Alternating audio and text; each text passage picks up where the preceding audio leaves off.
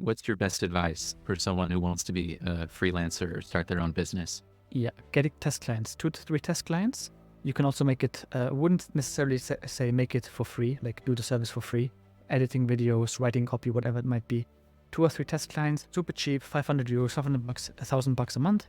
And then once they're hooked in, they like your service, get a testimonial from them, build your website, add these testimonials to your website, and then try to outreach to people actually charging them a bit more, 2K, 3K a month, something like this. And it's actually possible.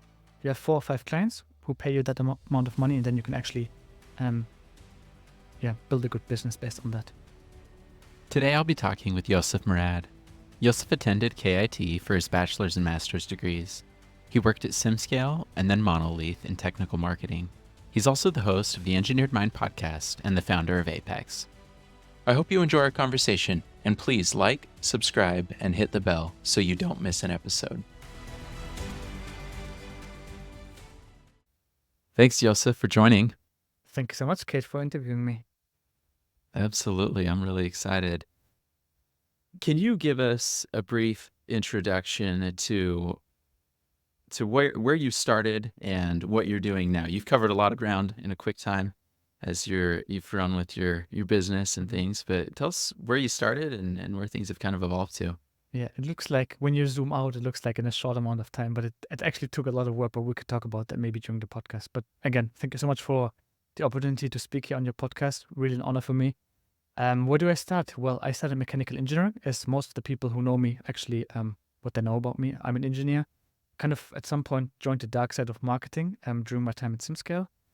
But yeah, during my studies, I focused on structural mechanics, so finite element analysis, all that kind of stuff during my bachelor's. The specialization was called dimensioning and validation of mechanical structures or components, something like that. This is where you pick one specialization, and then in your master's you pick 2. So I focused more on computational engineering and fluid mechanics, focused on turbulence modeling, CFD, all that kind of stuff. And then finished off with a thesis on detecting geometric models, CAD files, using Blender. So basically, you can, I don't know, if I take my phone, for example, you have an object sitting in Blender, and then you basically define a spline or different splines where the camera goes around that object, takes a screenshot of that object in specific time frames, and then you train your neural network to detect that object at some point. So was pretty cool, actually. It was not the best neural network, I have to say, looking back to it, but definitely was a super interesting project. And yeah, as I said, while I was studying, I had a ton of jobs. Like I started out with doing FE modeling in Abacus, like the super, super old version of Abacus. Did a couple of other jobs during my studies, even lectured people, was a tutor at the university, teaching people about MATLAB, Simulink, modeling and simulation, all that kind of stuff. So I did it, as you can see, I'm more like of a generalist rather than a specialist. So I did a lot of stuff. And then worked for SimScale, as I said, a couple of other companies. I'm also at the assembly line for Daimler Trucks, actually assembling trucks. So not really that typical engineering job, but actually polishing parts for the trucks, assembling them, all that kind of stuff. So also a nice experience, for sure. Yeah, and I just noticed that recently. I hadn't seen that before, but as I was prepping for this, I wanted to ask you a little bit more about that. Not a ton of time, but what was that like? Like, do you feel like that experience gave you a different perspective as you've transitioned to very different things within engineering, Yeah, that assembly line work? I want to maybe answer it from a different point of view. So working these like hands or literally hands-on jobs made me realize Yeah. how lucky I am actually to study something and work more with my brain rather than doing the work with my hand. Obviously, I love doing both because I grew up like working on cars, all that kind of stuff, But it makes you appreciate that you can also earn money or make a living by using your brain power. That for me, it seems like a trivial realization, but for me, it was like, okay, I don't have to actually stand at an assembly line from, I don't know, from 4 o'clock in the morning where I have to wake up, be there at 5, and then work until 2 p.m. But I can actually define my own times if I'm, for example, a business owner, which is really like, I'm very grateful for that, honestly. Like, some people take it for granted, but I'm like, well, actually, it's not something super trivial. I could also be the guy who's at the assembly line, but I think it would just exhaust me. It's not something that personally fulfills me. Yeah. I grew up on a farm, and there were a lot of days. I used to tell everyone this, that any job after farm work feels like a great job because Yeah, it's so demanding and exhausting. So exactly. I can definitely relate to that perspective. So I want to cover a few questions that we got sourced. There are some questions that I think are pretty common, big questions for people starting out in CFD. And so in your experience, these are 3 questions from LinkedIn from when we were sourcing questions. What skills and knowledge do you feel are most valuable for building a career in CFD? What kind of projects or experiences should people seek out, in your opinion? What are the most common challenges beginners face when learning and applying CFD, and how can they be overcome? And then what books or resources would you recommend for a beginner in CFD? Mhm. A lot of questions. Let me try to answer them one by one and like as concise as possible. So definitely Sure. my favorite book, even if I was when I was a tutor and prepping for classes to teach about, I don't know, modeling something super simple in MATLAB about CFD, is like Fretziger and Parrish. Like that book for me is like really one of the best, if not the best, for me at least. It depends obviously on what you're working on. Then I think one of the biggest mistakes people make in general, not only in CFD, is like trying to find a shortcut, where in fact there might be no shortcuts. So you actually have to do the hard work to actually learn maybe the fundamentals, maybe even learn open form. And then you notice that when you build your mesh, you maybe mess up with the numbers of the corners, like when you build kind of your mesh and your model. So and then you mess it up somehow, and then you kind of try or have to find a way to kind of correct it, go through the pain, and then sometimes it's super frustrating. But I think with everything, CFD, FEA, you have to go through the pain, otherwise you're not going to learn. And if people give you the solution immediately, you're not going to learn anything from it.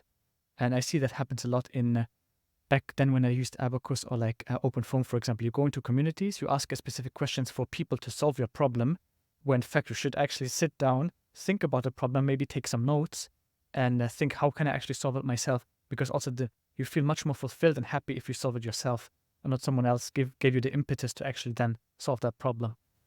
For CFD, probably like starting not with tools, for example, like SimScale, where it's like, I'm not bashing SimScale here again. It's more like they give you tutorials, maybe step-by-step instructions, how to set up a simulation and send it to the cloud.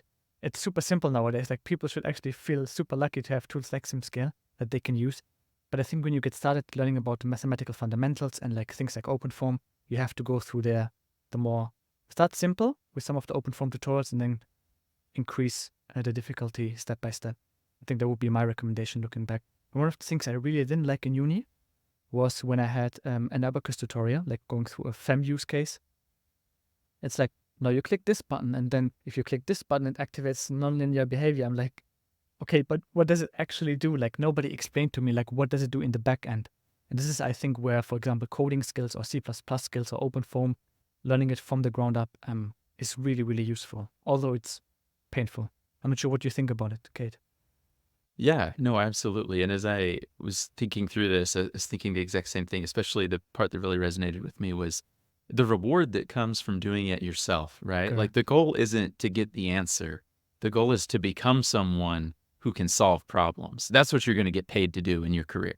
And so when you can figure that out, the sooner you start learning, the better. And the sooner you approach problems like that, the better. Obviously, you don't want to spin your wheels. And if you've really tried, then of course, go ask a question in a forum, go explain what you've tried, why it's not working, or why you think it's not working, and get help. But asking someone to give it to you handed on a silver platter just defeats the purpose of doing it in the first place. So Absolutely. How do you think ChatGPT will play a role in this whole game? Because once I went to ChatGPT and asked it to solve or like implement a problem, a CFD problem, like, I don't know, lid-driven cavity, for example, 2D for MATLAB, and it just gave you the code. So how much of an engineer or how much of a CFD skill do you actually need to solve a specific problem? You could just go to ChatGPT and solve the problem for you. So I'm not sure if the modern generation, if there will be like good problem solvers as compared to when you go back in time, like people who use punch cards, like they really had to think super hard about a problem. I'm not sure if I'm trivializing the whole thing about like Gen AI, but I'm not sure what you think about it. yeah, I was just reading a paper yesterday by Greater Tryggvason about the future engineer, the engineer of the 21st century. It's Yeah. a great paper. And one of the things they were talking about was this exact issue in broader terms. This part of the paper was written pre-chat GPT, probably like 10 years. But one of the things that they emphasized was that's why it's even more important to understand fundamentals, because you have no sniff test Mhm. of if it's garbage or not. And even now, like every advancement you look at with CFD has reduced the onus on the user to get to results, but it has not done. Yeah, if you don't know the physics and you don't understand, have a deep domain knowledge of how you're setting up the problem and what you're trying to do, I think you're going to have that problem compounded with ChatGPT, because Yeah, direction is more important than speed. And if you know you're in the right direction, then you can couple speed. Great, you're going to kill it. But yeah, physics first, then speed. absolutely. Yeah. So, but it is a super interesting case, and the next 10, 15, 20 years are going to be a wild ride. So, Definitely. I feel like also, especially younger kids, they just open ChatGPT and they type in their homework, whatever, and it solves it for them. And I feel like it should be, to some extent, I'm not sure, restricted, especially for kids, because I think, especially when you grow up, you should actually hone your problem solving skills and not just use AI, which just scraped a bunch of data from the internet and just gives you the results based on whatever. yeah. Yeah, absolutely. It'll be interesting, which for knowledge work, like again, coming back to knowledge work and a little bit different than craft, I think there's a huge opportunity for people who are willing to go deep. Like it might feel like there's more competition, Mhm. but I think the ratio of people who really deeply understand their domain and the nuances about their domain or marketing or the other things that you only get from doing it and learning it Mhm. are going to have a huge competitive advantage because they understand deeply the whole system. 100%. Goes back to, as you said, marketing and sales, right? You need to have that human touch, understand human psychology and how humans actually behave in that particular situation.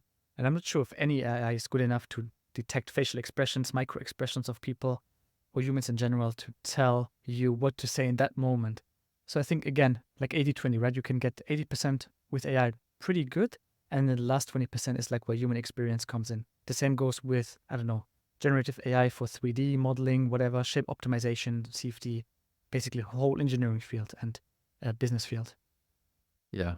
Yeah. I personally, I guess I believe that even even if something was that capable, there's no humans will never have the ability to create life in that sense, like life, right? It's still a machine. And no matter how much it mimics personality, it's still not life in that sense. So anyway, that's more philosophical and Yeah, I think so religious, too. but I also have an opinion on that, like the whole transhumanist movement. I don't think humans will ever be able to replicate human intelligence, not even by yeah, 1%, let alone, I don't know, how we see, for example. I thought about it as a kid, like when you take your camera and you try to take a snapshot of, or like a snapshot of the moon, it looks crappy. But then you think about how good your eyes actually are and how, as for me, it's mind blowing. And I think humans will never be able to replicate intelligence nor like the way we see, the way we um, hold things with robotics. So yeah, happy to have people challenge me on LinkedIn. I don't know. Let's see. sure. Good. Sounds good. Very interesting discussion though. Thanks for the follow-up questions. So you touched on that your thesis at uni was Blender, splines, machine learning, and creating your own neural network to identify objects. Was that something that was like an opportunity that you had some options, or were you like actively looking at machine learning and this is something I want to pursue? Definitely. But I have to say, for me, it was more like a hype, like jumping on the hype train, right? I want to test this thing. What does it actually mean? And I think the initial idea was, which would have taken me way longer than 6 months, would have been building a reinforcement learning engine that, for example, if you're an engineer, which is, by the way, a super cool idea, you go into your CAD system, could be, I don't know, Creo, whatever, and then you, for example, create a specific object, could be a circle, could be whatever, then a recommendation engine in the back end would run with Java, whatever, then they would detect, hey, maybe you want to, with 93% probability, maybe you want to model a flange or maybe I don't know, a specific component for an engine that you want to build. So that was the initial idea, to actually have at some point or build the basis or the fundament um, of a recommendation engine that could later on then be used by engineers on their day-to-day work, which I think is super cool, right? Because there's so many companies that have a bunch of data laying around. sometimes they don't even have a data lake or like a server where everything is hosted at, or like stored. And they could use that to basically learn from that. So when someone is modeling something, they could use that and then basically say, hey, with 80% probability, you probably want to model this component, yes or no. Then you can click no, and then it would suggest other components. That was the initial idea. Yeah, probably someone has already done that out there. So Well, that's an awesome idea, and yeah, the amount of effort that would go into that seems definitely beyond a thesis. But that's cool. That's really cool. I personally have not done the first ML stuff. I dove into. I was going to grab Justin's book. He sent me a copy, but I can't find it. wait, But that's the first exposure I had. yeah, this one right here. Is starting. Yes, thank you.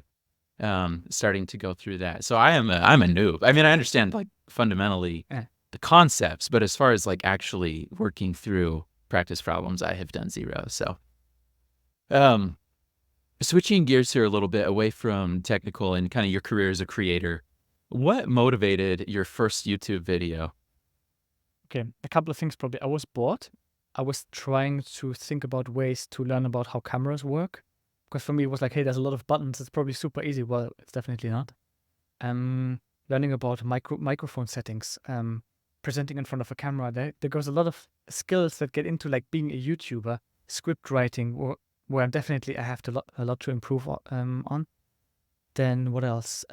Being in uni and having professors in front of you explaining things that are actually not that hard, but they explain it in such complicated terms, which motivated me to just record my own videos and explain it in simple terms for 99% of the people out there. And then also thinking about kind of this side hustle, which by the way is a myth, like this side hustle or like passive income movement of like, hey, if I start a YouTube channel, eventually I will make money with my videos, where yes, I do make money. I can even share how much I make, like around 100 euros a month from one channel. And then I have a second channel which makes like 80 euros a month. So even though I have 32,400 subscribers on one channel, it still isn't enough to maybe cover like the licenses I pay for. But you have to also think about like what niche are you in. In education niche, you kind of make a okayish amount of money. But if you would start a channel on finance, for example, because then the algorithm knows people who watch finance channels have a purchase power, most likely have a purchase power or higher purchase power, then obviously you get paid out more in terms of ad revenue from YouTube or Google. So yeah, going back, I would probably have started a finance channel. You'd be an investment banker by now. Yeah, huh? exactly. So what was that like the same? Obviously, your channels have lots of content, and when I look through, there's a lot of educational content, and then a lot of the stuff that you talked about of you explaining things in better terms, like your CFD video. Yeah. And I love the story you can share about that. But why? Well, yeah, let's talk about what unexpected things have happened because of creating content.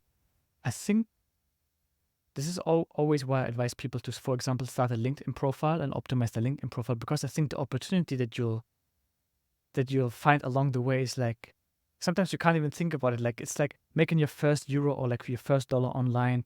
And like, as you said, like this anecdote of like Philippe Spalla, most of the people know who he is. Like he's like Spalla Almara's turbulence model, and he's done other amazing things. And I think he now works at Flex Compute. A super cool guy, very humble. And he wrote me an email saying, hey, by the way, I'm giving a presentation on CFD. Can I use your video? And I'm like you're Philippe Spalla. Why would you use my video? Which was super cool to hear. So I never thought about this, and it now has, I think, over 100,000 views. It just accumulates, right? Like people get to know you, you get to know other people, you get to know people from, I don't know, MathWorks, where if I look back, if I never had started a YouTube channel or took the risk or exposed my weaknesses, and people be like, hey, how's your little YouTube channel going with 400 subscribers? I would probably never had the chance to meet these people and talk to these people, which is like, again, I think everything that's worth having is on the other side of your comfort zone. So even though I know I'm not a native speaker in English, I know I have a lot to optimize in terms of like how I present myself in front of the camera, how fast or how slow I speak. Sometimes I speak too fast. Sometimes I make mistakes. But at least we're doing this podcast right now. You're also exporting yourself to some extent, Kate. And I think people who don't do it definitely have a disadvantage, but we are out there like producing content, right? So I think shifting your mindset from being only the consumer to also producing some things whether it be a influencer on LinkedIn on a specific niche or topic, starting your first YouTube channel, a podcast, whatever it might be, I think is definitely worth pursuing, I feel. And that's so cool. I love the experience you share of Philippe Spillart reaching out to you, because that's like, you never would have imagined that when Yeah. you started your channel, right? And even that video. And that's so cool. I love hearing how these icons are oftentimes so humble too. Like, I had the opportunity to meet Milovan Peric last summer, and he was as humble as he was brilliant. Like, just it's just inspiring to rub shoulders with those people, and that's one of my favorite experiences that you shared. Really cool. So another thing I want to dive into this more too. Like, were you discouraged when you started?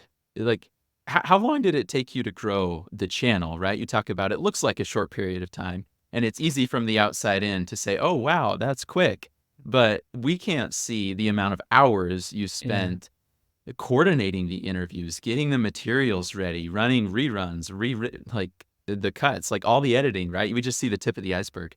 So, could you walk us through, like, maybe kind of that journey and when you felt like you really started? Maybe if we take the example of, if you take a linear line, or a line that's linear, and then a polynomial, there's a point where for the first period, linear is faster. You're making way more progress. But then that inflection point kicks off and you've hit the critical mass. Did you feel like you had that in your creator journey, where you had this flywheel that it started taking off more? Yeah. Or was it?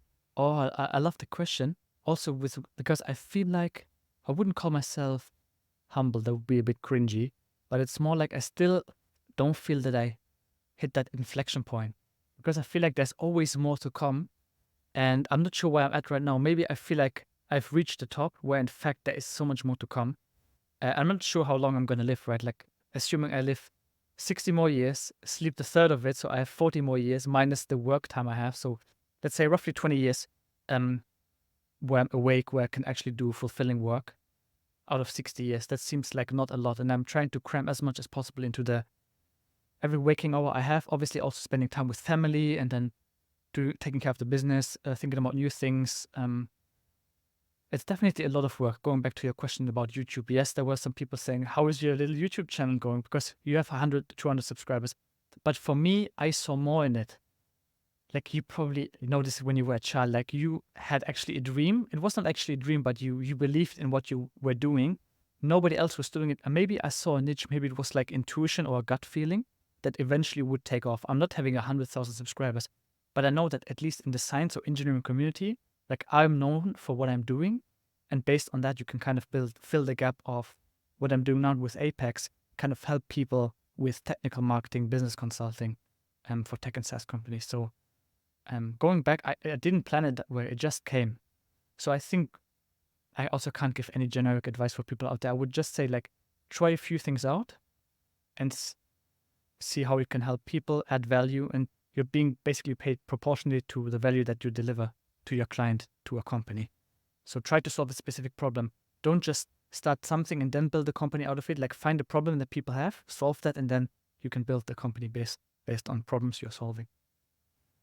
Yeah, and that was one of the questions I was going to ask you. Do you think that you would have been able to create Apex if you didn't have the leverage? Because my understanding is a lot of the clients that you work with now, you had already interviewed them and had a natural relationship with them because they joined your podcast earlier, right? Correct. So even though the podcast and your YouTube channel, you haven't, in a sense, directly been able to monetize, the relationships that you've built and the credibility and the following have been able to produce even more value than the initial intent of the learning and the creation and Correct. the storytelling you've been able to do with your podcast. So 100%. yeah. But it was never the intention. Like, I don't see my YouTube channel as a funnel, but it is, to some extent, it is a funnel, right? Like, people, when they Google my name, they will see, okay, this guy has a podcast. He has actually a legit website. People kind of know him. But obviously, my goal is not to make everyone happy, because sometimes you can't also work with people from a personal level, or maybe there's this whole band thing, right, in sales, where you have, like, do people have the budget? Are they the authority? Do they have the actual need? So that there has to be a match, right? And what about the timeline? And this is one of the reasons why I decided, for example, to work with people or freelancers that are like a solopreneur business up to 50 people. Everything above 50 to like above 100 or 200 is just, it's an organizational nightmare. Like getting your invoices paid takes way too long. So usually when I'm working with bigger companies, it's just like a one-term thing, but not like a long-term thing because it's just too much of a mess. And then Is that again, just because there's so much like bureaucracy inside the company? And by exactly. bureaucracy, I mean like paperwork, Yes, and there's so correct. many levels. Okay. So you get something approved, then the approver of the approver has to approve it. It's like just a mess. And then if you're, for example, if I'm selling you something, Kate, you're the business owner, you're the authority in the business. Do you want to do it? Yes. Okay. Where can I sign? Basically, it's that fast. So not a Yeah. lot of paperwork. And then obviously budget, authority, need, and time. And then the last thing is obviously personal relationship. Like how good are you with that person? Are you vibing? And if there's anything that doesn't work, then obviously it's not a good fit, even though you might earn a good amount of money with that person. But again, you're going to have a lot of headache where now I can make the choice of saying no. But back then, obviously, if you have test clients, you can't just say no. Sometimes you have to swallow it and just say, okay, let's work together. And then also going back to the marketing aspect, I think it's also interesting for people to know that, yes, you can help a lot of people with marketing. You can teach them the principles, processes, systems, and tools of what they have to use to scale their business. But then there's also the aspect of I can help you only so much, like bringing the leads in, bringing more interest to your business. But then if your sales team, for example, doesn't work with the leads properly, then you can't blame us, right? There's only so much that we can do. And sometimes people think you are, I don't know, you have a magic potion to some extent that helps the business like go to 8 figures or something. So also you have to have the same expectations, right? The same goes back to AI. Like people think AI is this magic pill that solves everything. Well, it's not, right?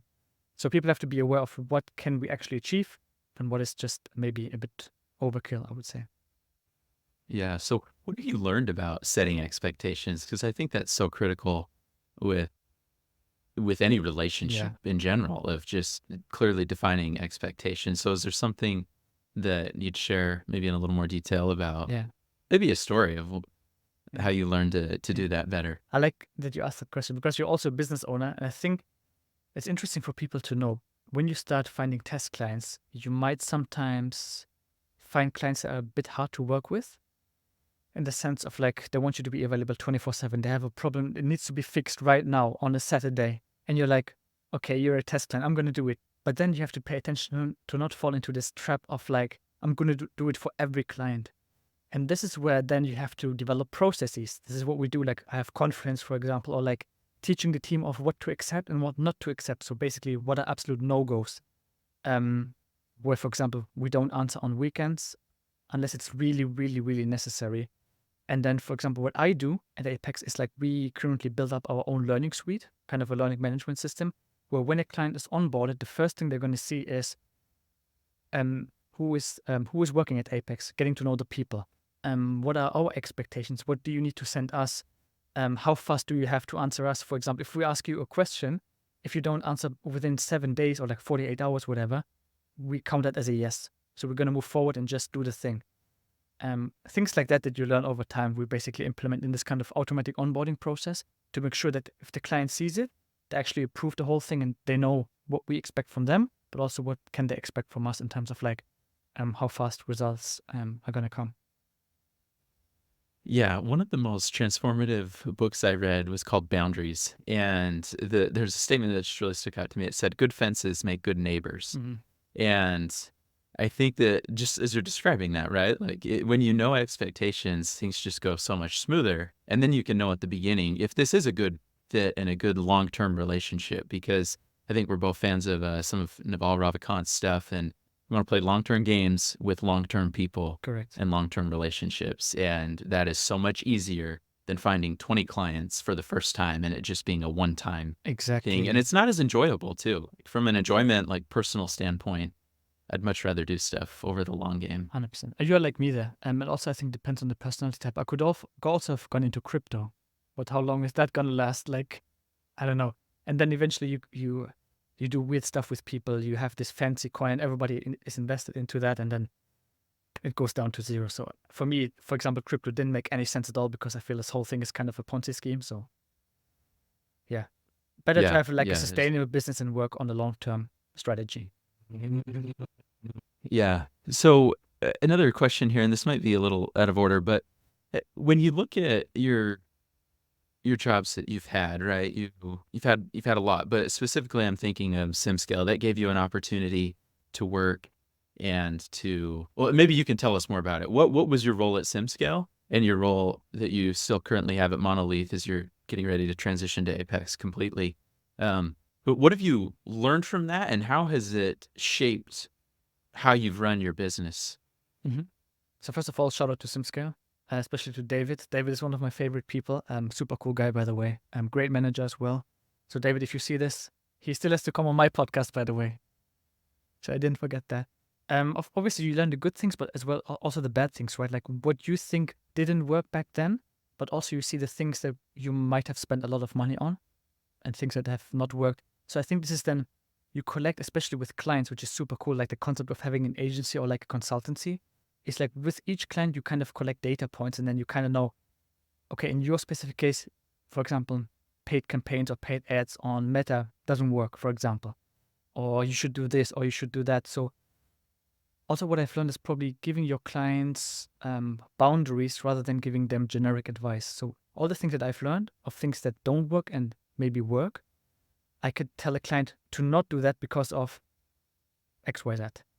It's better than saying, hey, do this, because I'm not sure if that makes sense, but like giving boundaries is much more easy than giving people like generic advice is my learning from that.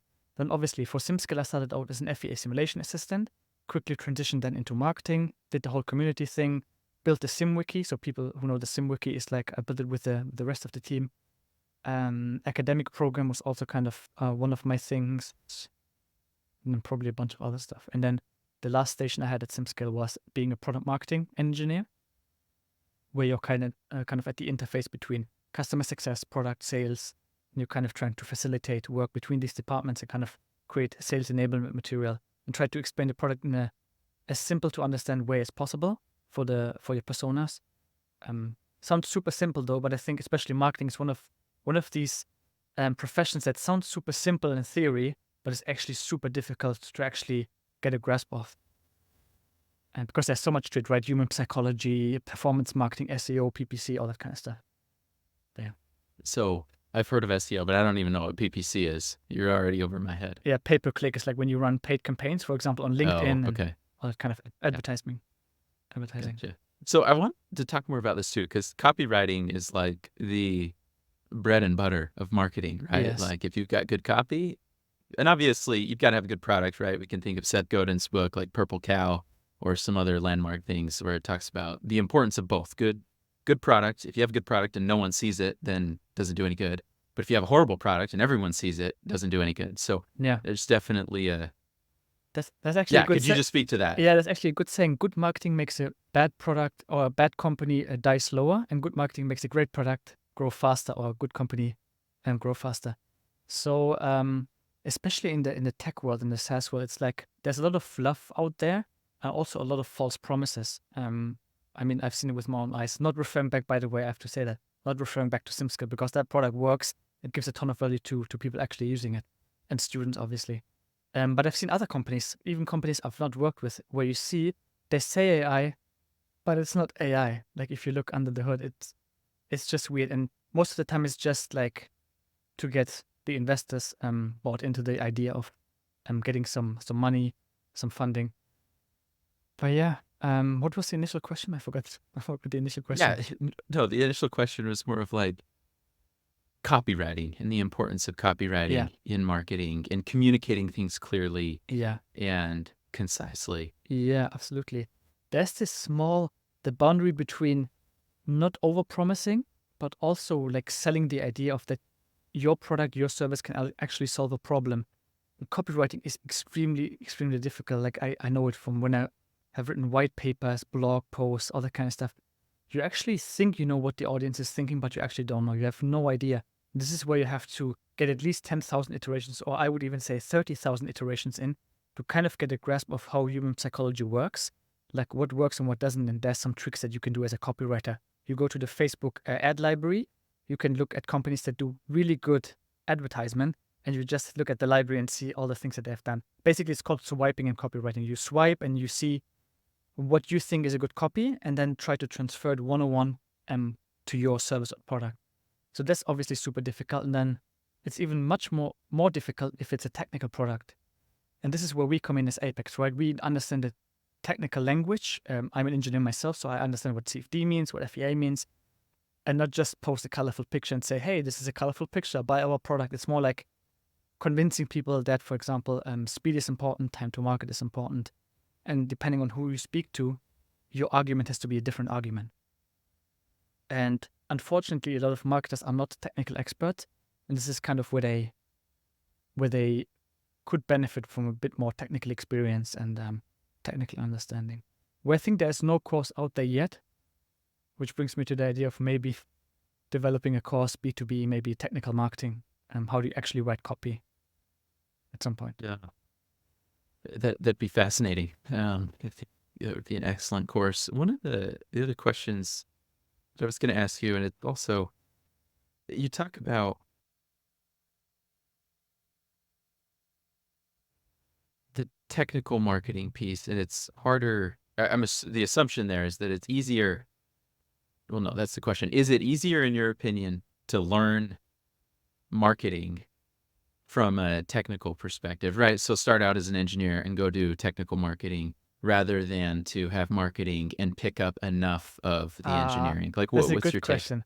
That is the question that everyone wants an answer to, and I think it's super difficult to answer because I think most of the engineers are not even good marketers.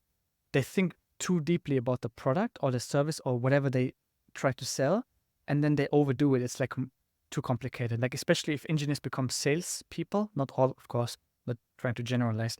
But most of the engineers who try to become sales people, they're too deep into the product, they understand it too well in order to convey a message of why that product is actually good for them. Like, what's the benefit?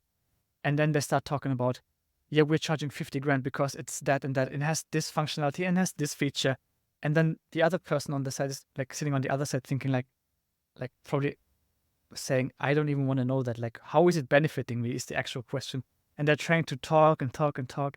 So I think, and also coming from the other side, like being a marketer, learning the technical thing is, I think, even more beneficial because you don't need to know that much. You just have to know enough to write a good copy. So I think it's even more beneficial to be a marketer and then learning the technical side than being an engineer. Because I'm not sure, you probably know that, Kate. Like, when you're an engineer, you think more like, how do I get from A to B, from B to C, from C to D? Like, very analytical thinking, very structured way of thinking. Where a normal person or like solving a problem would think, how do I get from A to D immediately as fast as possible? Where the engineer is like over-engineering everything and like trying to build up automations and all that kind of stuff. So sometimes I even notice it like blocking myself sometimes, trying to over-engineer stuff. And this is probably stuff that you have learned in uni, where you have been mentally trained to fix this problem from A to B and then B to C, like very structured, very logical. Yeah, it's an interesting concept because in some ways, like, I don't feel like I think like a lot of engineers. Like, I remember when I was starting at university, like, I'm a religious person, so I remember praying to ask for help to think like an engineer because I didn't think that way. But I look back and I feel like that's been a competitive advantage because sometimes, and again, I'm not saying there's anything unique about what I do. I'm just saying everyone has their own different angle. And I think for me, the harder part was always the analytical stuff. And it's not that I couldn't do it. It's just I had to spend more time on it than my peers and my classmates.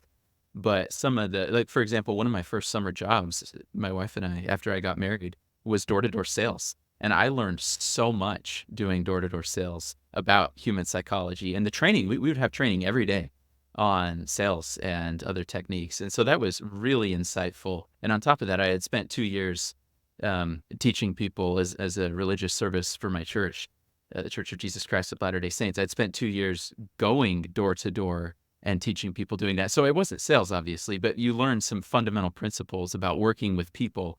And I had a lot of people exposure in a short amount of time that was very, and has been continued to be beneficial for me. So I think it will also be beneficial for your business because there's this, probably like book smart versus street smart. And I think if you combine both, I think this is a dangerous combination in the sense of that you are a very good sales guy and you know how to talk to people, how to get to them. Obviously not in a manipulative way, but more like you empathize with them, right? This is what I mean. yeah, I think definitely yeah. unfair advantage.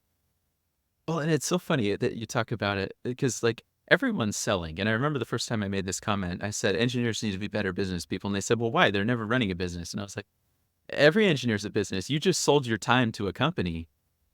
Correct. No matter what, if you have a job, you sold your time to a company. And so you better hope it's worth it for you. And you get to decide that, right? Like I'm not saying what it is, but you're a business. So Absolutely. There's even books I'm trying to read. I ordered them. For example, Negotiating is If Your Life Depended on It from Chris Voss. You probably know that one. Because I think, split the difference. yeah, because I think sales is one of the most important skills ever. You can be as good in marketing as you want. You can be a great engineer with great ideas. If you can't convey the message or the idea or sell the idea to someone, even if you have a date, if you can't sell yourself to your crush or whatever, you basically lost. Like sales is like the fundamental skill everybody needs to learn.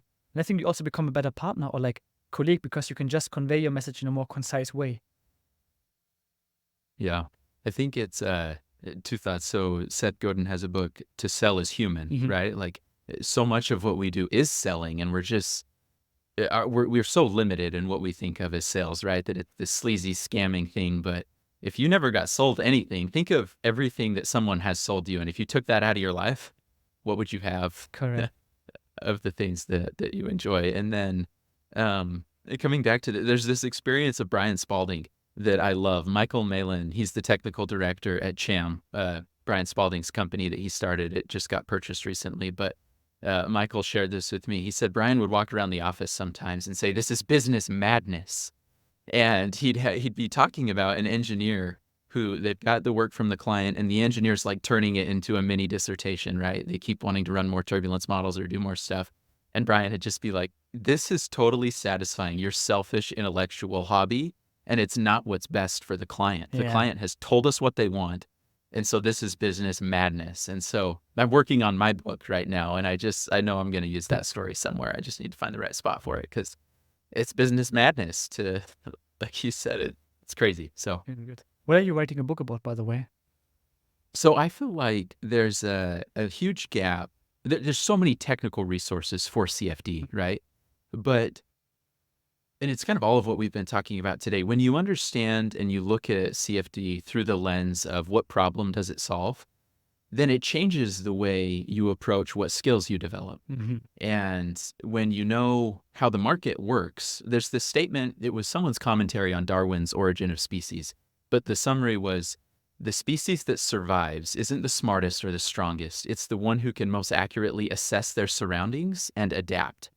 And I feel like engineers are good at assessing technical realities, but economic realities and social realities that are just as real and sometimes even more impactful than physics, that's what survives in business. So right now, I feel like most engineers have the one dimension down of physics, but if you add a second and third dimension, and this could be more dimensions than three, but you add the economic realities and the economic fundamentals and the social realities of relationships and the things we've been talking about. And so it's going to address that and use some case studies from successful companies. We could use like Prion Lab 52, MStar Simulations, they recently got acquired. But some of these companies that, right, we talk about the older companies or legacy companies, Dassault, Siemens, Ansys, but there's some newer companies that are using the same frameworks and seeing huge success. SimScale, obviously, would totally be on there. So Really cool. I like that. yeah, it's always one of those things that it takes longer than you think, right? Yeah. I'm also writing a book, by the way, but yeah, it takes a long time. Especially, I'm not sure what about you, but you overthink a lot. Like you have so many different impressions and life experiences, and you talk to so many people that you think like, what is the perfect entrance for this book? How do I write this chapter? Is sometimes then I'm thinking like, am I over engineering it again, or like, is it just like, are these valid feelings and thoughts that I have? What's your book about, Jousef? Marketing, AI in marketing. So how to use artificial intelligence in marketing, where I know it's a critical topic because at some point, like in 2 years, this book might be outdated again. So I'm trying to teach concepts, for example, prompt engineering frameworks. What are the best tools right now? How do you adopt AI in your company, in your organization to make sure nobody's too much afraid of AI, all that kind of stuff. And then some case studies as well. Yeah. So how do you have time to do all of this, right? Like you've still got your full-time job with Model Lead. You've got Apex, which is its own full-time job. You've got your family. What have you learned about managing your time? I would love to say time blocking, but even sometimes time blocking, like sometimes something comes up. For example, a client has a problem, or you want to work on something else. I think just do it, like the classical Nike slogan. Just do it. I don't think about it too much. For example, if you ask a marathon runner, why do you run a marathon? They're gonna be like, I'm a marathon runner. And the same thing is probably like if you're a business owner. Well, I'm a business owner, so I have to get it done.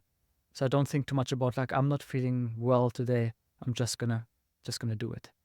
No, there's no time to cry. So this is how I think about it. Yeah. Yeah. Do you see? Well, yeah, I don't know where I was going to go with that, but any other comments on the book? Though I'm super interested to see your book when it comes out. I think one of the things that a lot of people do wrong, probably, and we could have a separate podcast on this, is like self-publishing. So I think the best way to do this is self-publishing a book, because then if you think from a business perspective, selling on Amazon might get you a little bit more sales, but you don't know who actually bought your book. Who can you reach out to? Who can you send a present, maybe a gift, because someone bought maybe 20 of your books for the whole company. So this is where I'm trying to build my own funnel to basically know who bought my book, which company is it for, like what is their experience, to learn more about, again, going back to what we talked about, right? Empathy, like emotional connection, and not like, well, I have one more rating on Amazon, it's like 5 stars, like who cares? Maybe even they didn't even buy the book, they didn't even read the book. So I want to have that personal touch with people and not just work through pseudonyms or like, yeah. So when you talk about self-publishing, most of what I've seen with self-publishing is through like Amazon KDP. Mhm. Are you saying you're not going to do that? You're going to have like your own publishing house, more like I think it's Dominique Medier and his practical. Give some prop to Yeah, one of the best Dominique books, here. 100%. One of the best books. Yes. So more like that, where he's like, Yeah, legitimate. He's distributing that. not even, I'm not sure if you work with a company on that, but what I'm going to do is like, I'm going to write the thing, I'm going to design the thing, get maybe some input from a couple of people I know, and then I'm going to send it to a place where they basically print books on a daily basis. And that's basically it. And then I would Okay. order And then maybe they will 100, give you the 500 books. list. Exactly. Okay. And then Got we'd it. send it out to companies, and then, yeah, this is how I Got do it. it. But whereas if you were with like a publishing house, they would keep all that data proprietary and wouldn't really share Most of the who, or time. they might not even. Yeah, or they Yeah, take a okay, huge I chunk gotcha. of your profit. You go from 60% profit to 15, right? Yeah, screw that. So Yeah. yeah, cool, very cool. Well, that's exciting, really exciting. So Yeah. And again, going Um, back to what we said, right, increasing the surface area, or like the serendipity vehicle to some extent, where it's like you write a book, you do a podcast, you have a LinkedIn profile, so increasing the surface area of luck, I guess. And then who knows, maybe if you write the book, there will be a comment from someone who you probably never thought like would leave a comment on your book or review your book. So yeah, I think it's a yeah, good project. really exciting. Maybe we'll have to have some check-ins and help each other out, Yeah, because sounds good. there's always so much going on. Yeah, we should that be it's hard to- accountability buddies, actually. Yeah, Yes, that's right. yeah, it's hard to carve out time. Yeah. Awesome. Can you give us a little more insight into your learning suite? I know you talked on it a little bit ago, but really, what's motivated it? What's the idea behind it? Is it company driven, personally driven, both? Like, what's the goal there? Yeah, very good question. So the initial goal is, let's say you're a business owner, right? Even this whole solopreneur movement, yes, there is some arguments for it to be a solopreneur, which I like. And one of the things I really don't like about this is, as you scale your business, at some point you have to hire someone. But because there's only so much you can biohack and optimize in your daily routine. I don't know, bulletproof coffee, jumping into an ice bath, I don't know, do like the whole Wim Hof thing, which might have health benefits, yes, but I think you can't put more work in 24 hours as a human being than what you can do, like physically, like you have boundaries, right, of what's possible. So I think at some point you have to hire someone. And the problem with that is, especially the newer generation, sometimes they don't want to work that much. They don't have the motivation to learn new skills. So to kind of overcome that and basically capture that in a system, I kind of create this learning suite. I also do it for companies, implementing that learning suite, where it's like, at some point you have to define processes to basically, I don't know, Jousef recorded a podcast. How do you take that podcast, put it on Spotify, Apple Podcast, write the copy for it, share the links, distribute it, write a blog about all that kind of stuff? There has to be a process in place, because otherwise, if I have to do it, I can't get anything else done to work on the business, not in the business. So basically I have to teach someone else how to do it, and then they can do it. This is the whole concept behind the learning suite. So basically upskilling people, upskilling my team, but also upskilling clients. So when a client comes in, they're basically fully automatically onboarded. Of course, there's going to be a personal touch, but they're going to learn what is Google Docs? How do we use Google Docs? How can you leave comments? How do you give feedback to Apex? Who can you reach out to if in case you have any problems? What can you expect? How fast can you expect results? That whole onboarding thing of setting expectations of how we work together is, I think, super, super important, because sometimes I had clients or people I worked with where it's like you have different expectations and there's kind of a mismatch, and then maybe there's a weird vibe going on between you. So I want to make sure we avoid that. And obviously it's kind of an iterative process, right? So for example, let's say I missed a class or a course in that onboarding course, then of course I can just go in, record a new video, and just build and successively build kind of the best onboarding course that possibly could exist for clients, but also for my own employees. This is kind of the whole concept or idea behind all of that. Yeah, yeah, no, that's excellent, because I find that there's a lot of things, and I'm still in the stage where I'm doing a lot of this myself, And you like have editing to, and you have podcasts, to. and yeah, yeah, And I think it's good. and I I think it's good, Kate. Sorry to interrupt you. I think it's good because eventually, if you hire someone and they're trying to, like, this podcast took me 20 hours to edit, and then you can come and say, well, it took me actually 2 hours max. Like someone is trying to mess with you. I think this is good to be more like a generalist. Learn the skill yourself first, and then you can actually outsource it to someone. So that's yeah. pretty good.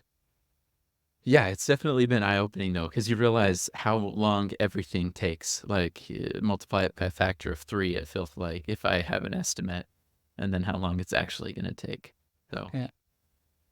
um, yeah, very exciting. That's really exciting about the learning suite. And what are your goals? Again, I know that you've kind of done thing as they've come along and as they've made sense, and there might not be a huge plan in place for Apex, but what has been really fulfilling about the work that you've done with Apex, and what do you hope to keep accomplishing with Apex? Okay. Probably long term is like obviously getting more clients, scaling the whole business. But then I don't want to talk too much about goals that I have, like on what I'm building. Like there's this Yeah. business suite going on, business-suite.io is what we are currently planning. Like more like lightweight courses, on-demand courses that people can go through, for example, who can't afford to be clients of ours, or maybe the company can pay for that course so people can upskill in copywriting, technical marketing, LinkedIn optimization, all that kind of stuff. So this is a project we're working on, which is public. But for other goals, it's just scaling, but in a healthy way, right? I don't want to scale and just make a huge jump, which from a business perspective or economical perspective might make sense, yes. But I want to have healthy growth because, especially in the agency and business world, you see a lot of people come, but also quickly go and remove themselves from the market because they do a stupid mistake. Taxes, for example. In Germany, critical. You see after 3 years, usually that people vanish because they have to pay the taxes and then they have to prepay taxes upfront. There's this weird system going on. Right now, I'm living in the Netherlands, but taxes is a huge thing, right? You have to make sure you set enough money aside to pay taxes. And if you don't do it, you basically have a problem. To make sure healthy growth, make myself a name in the market, especially not only in the science-based engineering space, but more like business consulting, all the things that we have learned from clients to teach them to others in a very concise way, in an interactive way. And then I think also at some point hosting a client event, maybe here in the Netherlands or somewhere where you can kind of bring the clients in and talk to them, do some workshops, that kind of Yeah, stuff. that's awesome. Cool. That's really cool.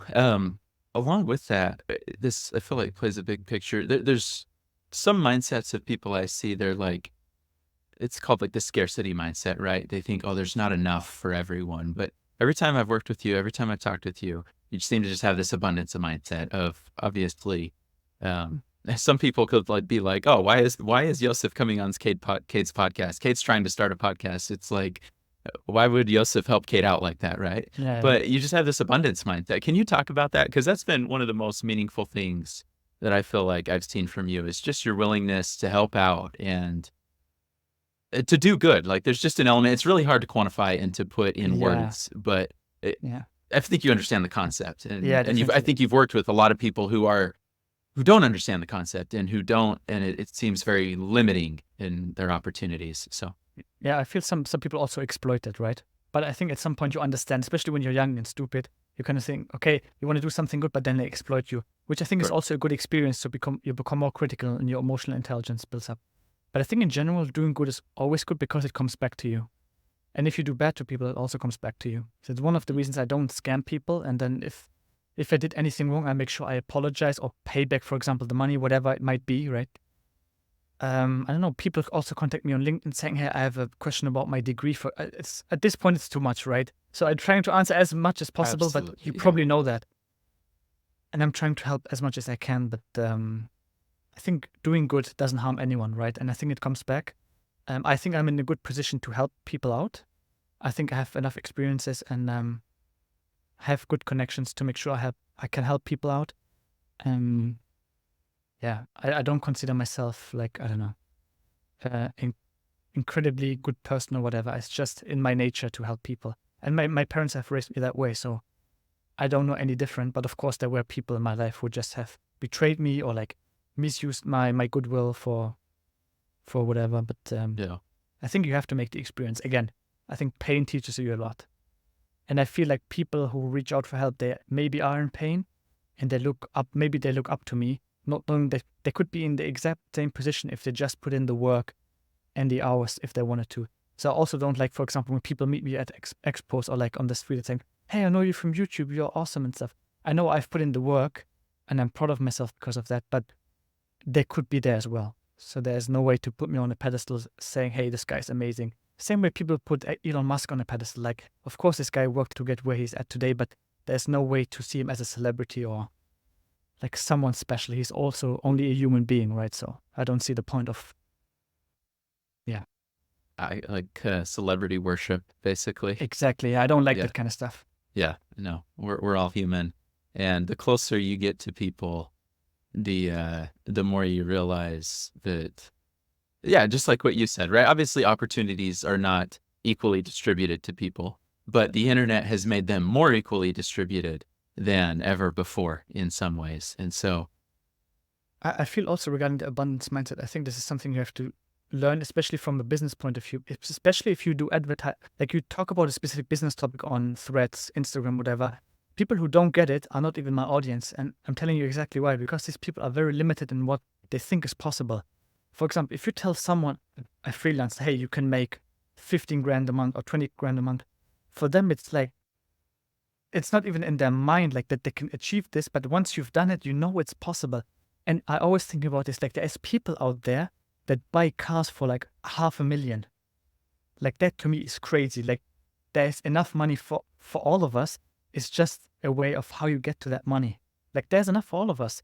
And it's not like, I think also people have this mindset of like, if you're a business owner, you take something away from me so that you can make more money. But it's not like that. It's just an exchange of like value and you pay me for it. And I think if people don't understand that, then it's not my target audience or your target audience anyway. So I think, especially also in your case, $100 to get Kate's advice is way too cheap, in my opinion. This is what we talked about before the podcast, right? People should actually pay way more. But again, as we said, you build your reputation, and once you become that kind of the CFD career guy, then you can obviously charge more. So everyone listening to this podcast, make sure you save your spot and pay the $100 and get Kate's advice. they'll be disappointed because I already raised it. So To how much? 200. Okay, I think it's still way too cheap.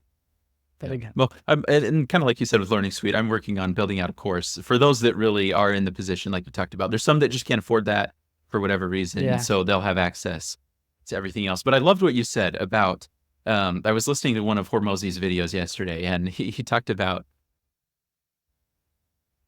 people don't want to buy cheap stuff. They want a good deal, right? And the good deal is the value of what you provide minus the price. And if you can pack that much value in it, and so what it's taught me, and you touched on this exactly, is that if someone doesn't find the value, it could mean that you've got your packaging wrong and your product wrong, that you're not addressing the problem. But it also could mean that you just found the wrong customer and they're not your ideal customer, which is exactly what you said. And I think that that's not intuitive coming from an engineering standpoint. And understanding, yeah, it's just not intuitive for some people. So I feel like we could talk for hours about this kind of stuff. So maybe if you hop on my show, we can talk about this stuff. Maybe CFD and maybe have a separate one on business.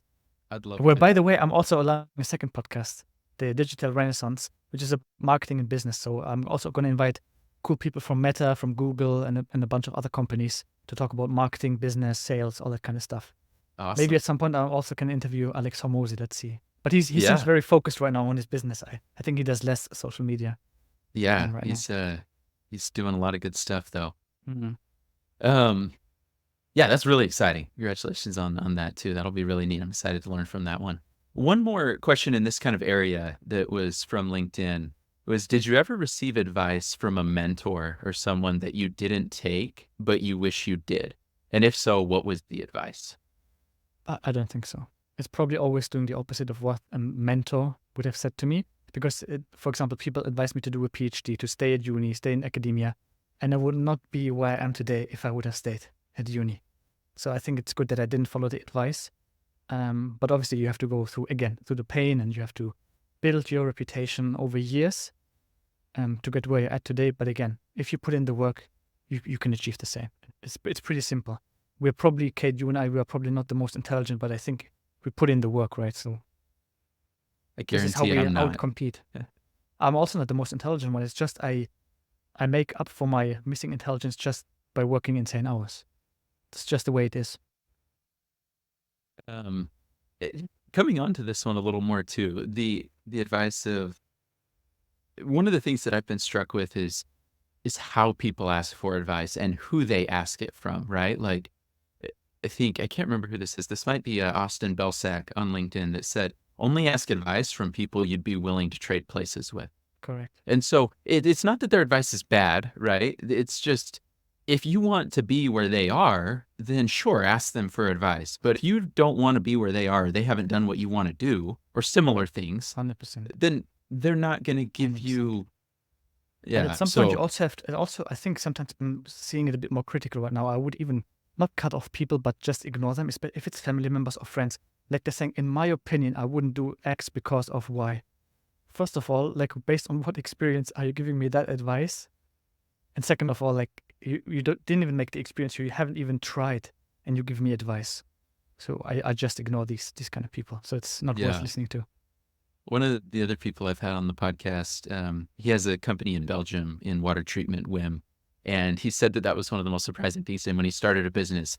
The amount of people that came out of the woodworks who have never started a business that wanted to give him advice. And this is so crazy. It's always the same. So funny. Yeah.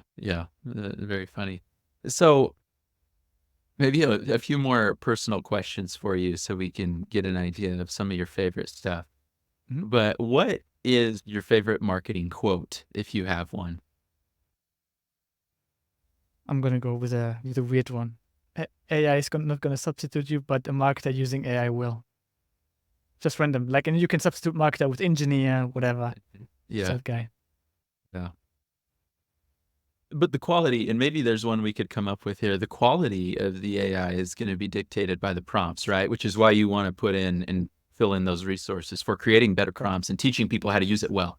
Because I think right now there's a weird continuum of like people using it for absolutely everything, and then people like ignoring it, thinking it's not going to change my life, when it's like, certainly some middle ground. Elephant in the room. Just people have to understand what it can and what it cannot do. And I think goes also for engineering applications, right? Even C-level people, they think AI is this magic pill that's going to solve everything, every business problem, but it's not the case. So we have to make sure we upskill people, and educate them of what's actually possible and whatnot. Yeah.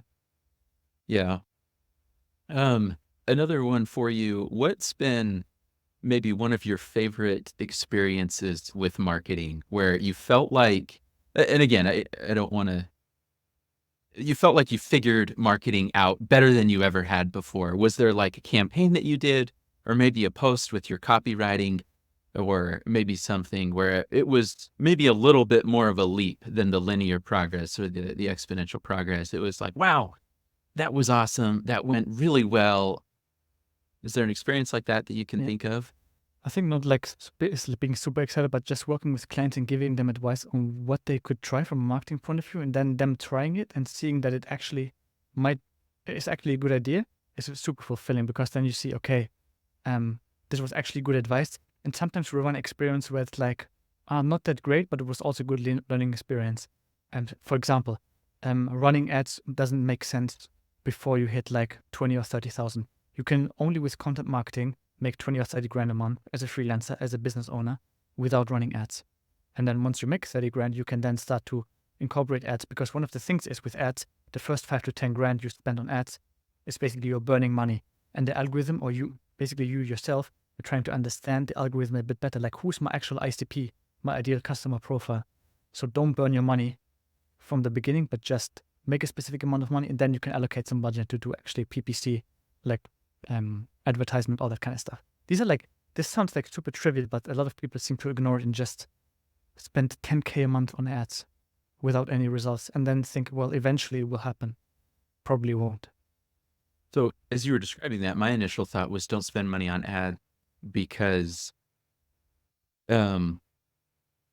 not the PPC, but you're still like figuring out and refining it. But Correct. you're saying, well, no, what am I trying to say? I'm trying to say I would have thought don't spend money on ads because you need more touch points, like, right? Your funnel, like there's a lot of things where it's like, okay, people need 5 to 7 touch points before they're ready to purchase or something like that. And I was going to think that that's why you shouldn't spend ads, but you're saying it's more of actually refining the profile itself, not just the touch points. Because even once you have your ideal customer profile, it could still take 3 to 7 touch points or something. Correct. Before they're ready to purchase. Correct. But and this is one of the reasons. Can you still hear me, by the way? Yeah, I can. Okay, because my headphones are almost dying. We can leave that in, by the way. Makes it more natural. Yeah, one of the things is this is also why cold outreach, or like calling people on the phone, is so much more powerful and much more cost effective, because you talk to them one-on-one. You don't assume what you think their pain is, but you actually learn about their pain on the phone, and then you're gonna refine your persona that you actually want to advertise to. So advertising first is completely the wrong approach, and people don't get that. It's like a super trivial thought. When you hear it now in the podcast, you'll be like, well, I knew that. Well, 80-90% obviously don't know. And you see that mistake commonly made. We need to start doing a pre-test for the podcast and then a post-test to see what people actually knew. Yeah. That's hilarious. Awesome. No, good point. And then even more, and I think we touched on it, but maybe not as much as we wanted to because I forgot, but the idea of how critical it is to identify the problem first. And what percentage, if you're to guess, what percentage of clients that when you're starting with them or other people, or you see a lot of content on LinkedIn, right? You're able to scan the copy and see it. What percentage of engineering marketing starts with product first instead of problem first? Oh, a lot. I don't have the exact percentage, but a lot.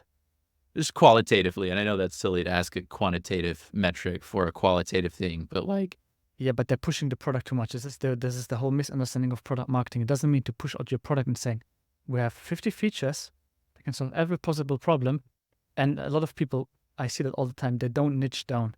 Like just be like very pointy, like very like nail a specific niche first, and then you can go a bit broader instead of saying, hey, we have a CFD solver that can do everything. First of all, I wouldn't go to a doctor who, like I have a heart problem. I wouldn't go to an eye surgeon. Or like a doctor who can solve everything. It doesn't even make sense. So I think companies, I would probably say 80 to 90%, they start product first instead of problem first. And then they're just trying to find product market fit somehow. It's just weird. So you actually have to start with positioning, the messaging, what is your product actually solving if you have built already one product. Then go through with courses, right? A lot of people build a course, nobody buys it. Well, you maybe should have asked your email list first of what they want and then ship the product or build the product. Yeah. So maybe what's your best advice for someone who wants to be a freelancer or start their own business? Yeah, getting test clients, 2 to 3 test clients. You can also make it, wouldn't necessarily say make it for free, like do the service for free, editing videos, writing copy, whatever it might be. 2 or 3 test clients, super cheap, 500 euros, 500 bucks, $1,000 a month. And then once they're hooked in, they like your service, get a testimonial from them, build your website, add these testimonials to your website, and then try to outreach to people actually charging a bit more, 2K, 3K a month, something like this. And it's actually possible. You have 4 or 5 clients who pay you that amount of money, and then you can actually build a good business based on that.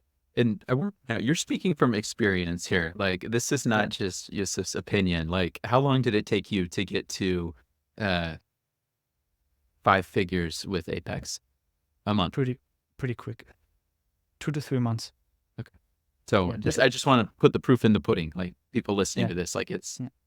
But again, Months? you had leveraged 4.5 years, 5 years of building your brand and Correct. your network, and so Correct. just putting the timeline in context too. Correct. So, But you don't need that. Like, once you know, this is actually one of the reasons where we do business consulting. Once you know how you do it, you can save that 4 or 5 years. You can maybe do it in a couple of months if you know how to approach people. yeah, one of my chapters in my book is going to be there's no shortcuts to learning, but mentors can prevent detours. Yeah, that's a good And one. so I think you've talked about this a little bit, right? That there were different ways that you had tried to make money, and you found out that they weren't maybe as lucrative as you thought, or as sustainable, might be a better word. And so now that you figured it out, it's like I can prevent you from taking those detours. I Correct. can't create shortcuts for you, but I can stop you from going off the trail, which is exactly what you said earlier, right? You can tell Correct. people With what the not to do and boundaries. put boundaries. Correct. Yeah. Correct. 100%. Yeah, absolutely. Cool. Well, thank you so much, Jousef. I've really enjoyed our discussion, and it's really nice to talk with you, and I look forward to more collaboration. So Absolutely. I thank think we you. have a ton of topics to talk about.